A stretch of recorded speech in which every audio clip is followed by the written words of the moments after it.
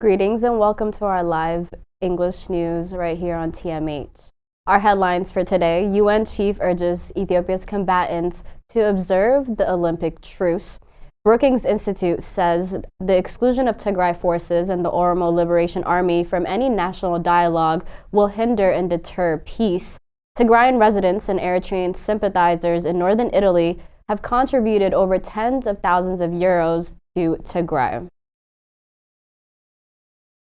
The UN Secretary General Antonio Guterres on Tuesday made strongest possible appeal for all parties involved in Ethiopia to immediately end the fighting in Tigray as well as other areas. Antonio Guterres made this appeal in spirit of the General Assembly's Olympic truce, in which began just a few days ago.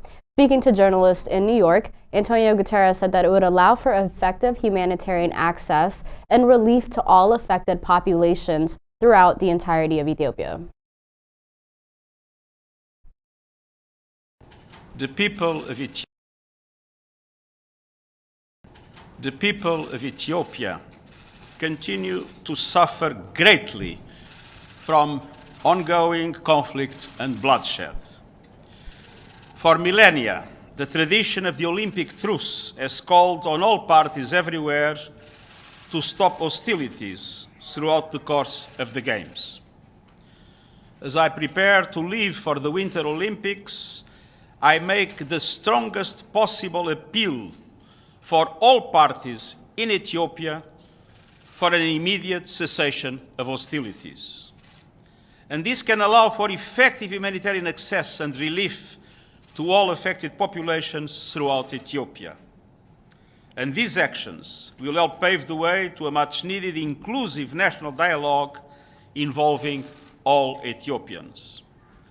I reiterate my appeal to all parties to follow the finest tradition of the Olympic spirit to save lives, overcome differences, and find the path to real peace. Thank you. Time, a relentless drought in Ethiopia will leave more than 6.8 million people in need of urgent humanitarian assistance by mid-March. 3 consecutive failed rainy seasons have brought severe drought in lowland regions of Afar, Oromia, southern nations and nationalities of peoples, as well as in Somali. As a result, water wells have dried up, killing livestock as well as crops, pushing hundreds and thousands of children on the brink of starvation. For the UNICEF country representative, Gianfranco Rotigliano, the impact is extremely devastating. Children and their families are struggling to survive due to the loss of livelihoods and livestock, and he adds that while also noting major displacement has taken place out of the affected areas. To date, some 4.4 million people are facing critical water shortages in Oromia as well as Somali. From conflict and drought to an economic downturn, this year will be an estimated 850,000 people and children severely malnourished without access to any nutrition or food across the entire 4 regions. Brookings Institute says exclusion of Tigray forces and Oromo Liberation Army from any national dialogue will deter peace. An article published yesterday on Brookings Institute website indicated ominous signs currently in Ethiopia despite international mediation efforts. The article noted foremost among these obstacles is the exclusion of 2 interlocutors fundamental for any peace, the Tigray forces and Oromo Liberation Army, from the National Dialogue Commission.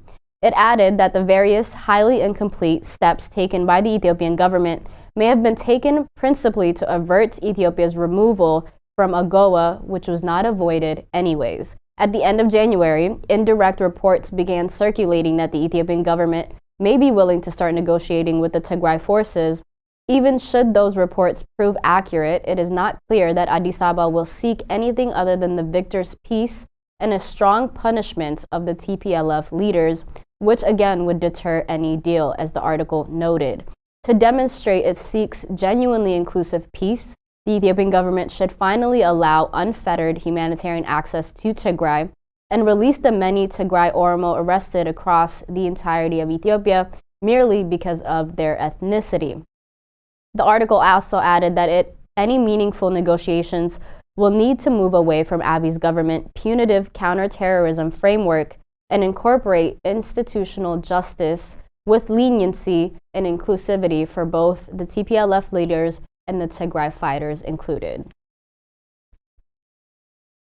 U.S. appoints Tracy Ann Jacobson as an interim charge d'affaires in Ethiopia. U.S. Secretary of State Antony Blinken has appointed Ambassador Tracy Ann Jacobson to be an interim charge d'affaires at the U.S. Embassy in Ethiopia, the State Department said in a press release on Monday.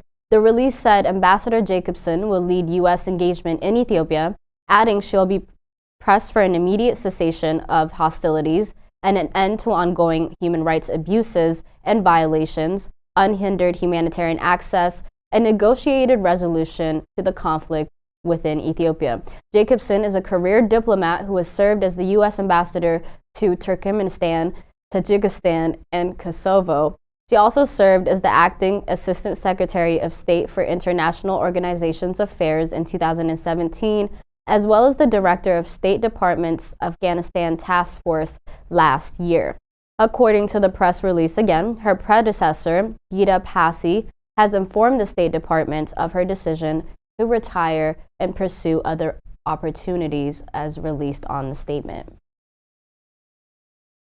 Tigrayan residents in Milan and Bologna in northern Italy contribute over 6,600 euros to food insecure communities in Tigray. Eritreans residents in Italy, also who are sympathizers with the people of Tigray, donated over 3,400 euros for the same cause.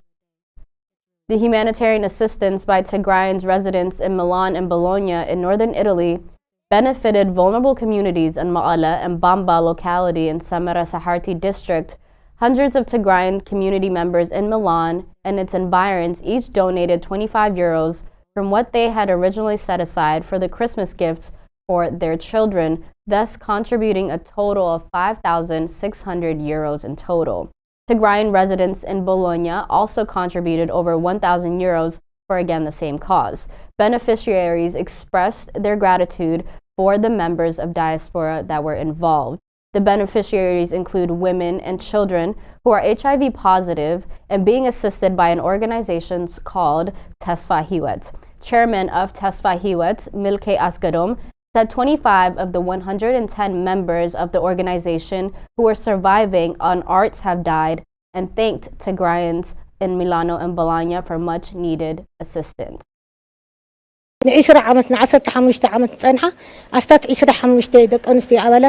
We have lost 25 of our members. Tigrayans in northern Italy have sent us 1 month of food assistance and sanitary supplies. As you can see, I'm distributing it to our beneficiaries.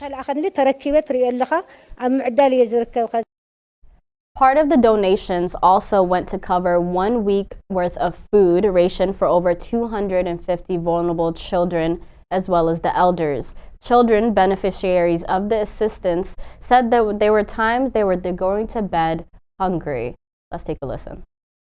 It's tough. We don't know if we're going to have lunch or dinner for the day. It's really tough.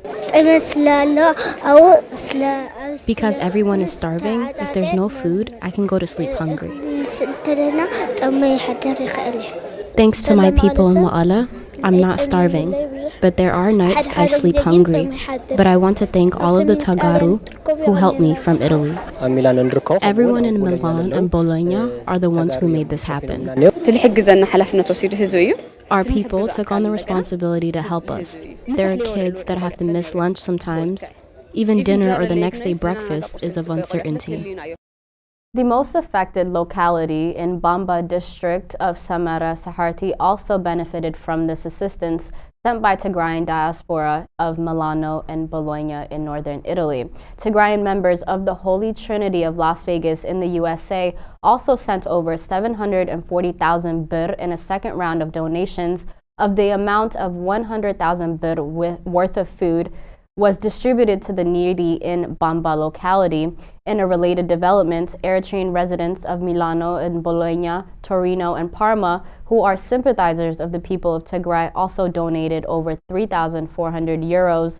And Tigray Resistance Executive Committee members in Milano told TMH they have received the donations that was sent into Tigray. Our final news for today, from targeted harassments to blackouts to Addis Ababa has tried to dilute, distract, and deflect from coverage of the atrocities that have taken place within this Tigray war. An article published on African Arguments details 4 strategies the government has employed to this end. Despite near universal condemnation and concern about atrocities committed in Tigray war, we seem to see no closer end to see. Since the conflict began 14 months ago, there have been reports of civilian massacres, ethnic cleansing, weaponized rape, indiscriminate drone warfare, and a humanitarian crisis amid a blockade imposed by the Ethiopian government. Away from the battlefield, Tigrayans have faced harassment, hate speech, mob killings, and extremely mass arrests. Many international bodies and foreign governments have denounced these violations, but they have repeatedly fallen short of taking any kind of action necessary to bring an end to the war or the humanitarian blockade. There are many factors inhibiting these international players, from geopolitics to their own domestic situations, but a key one should not be understated is the aggressive campaign by the Ethiopian government to mute or dilute coverage of atrocities in its attempt to shape the narrative. The article details 4 strategies the government has employed in this regard. One of these is communication blockout. At the onset of the war on the 4th of November 2020, the Ethiopian government imposed a total communications blockout in Tigray, cutting the phone service as well as internet.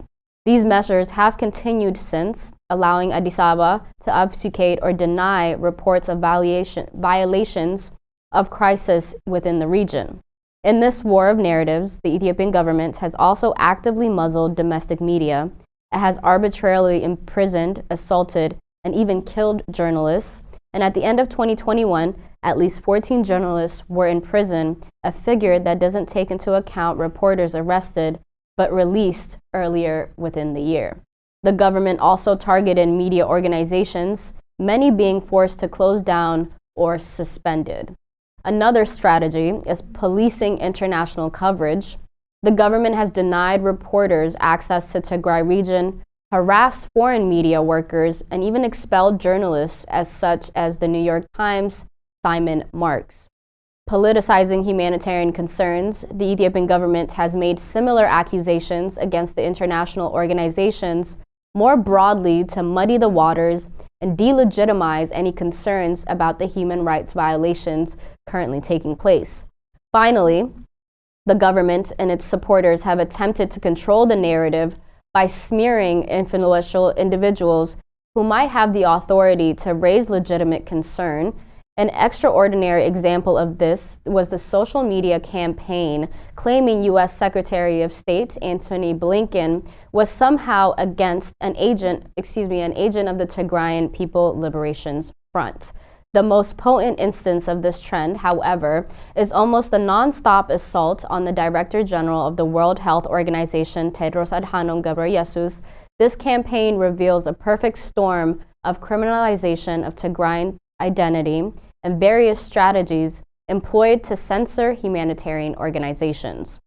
These are just a few examples of which the Ethiopian government seeks to discredit critical reports and insert disinformation into the media ecosystem.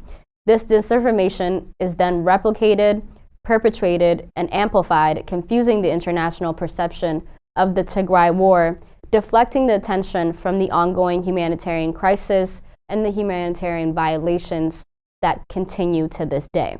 When a humanitarian crisis has engulfed millions and caused such immense suffering, the gravity of allowing the strategies of an irreplaceable regime the reality by cutting off an entire region from the world must be condemned, diligently mitigated by all actors, including those in the media.